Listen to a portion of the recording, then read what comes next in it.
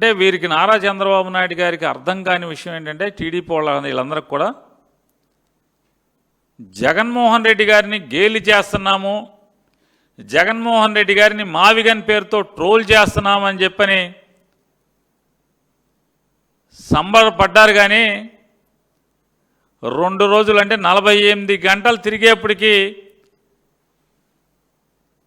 వీళ్ళ సంబరం వల్ల తద్దినానికి దిగొచ్చింది.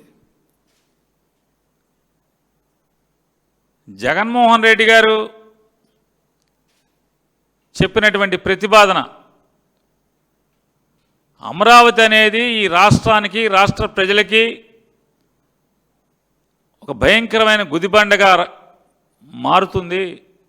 చంద్రబాబు నాయుడు గారి యొక్క అంతులేని అవినీతితో, అనాలోచితంతో ఈ రాష్ట్రం సర్వనాశనం అయిపోతుంది.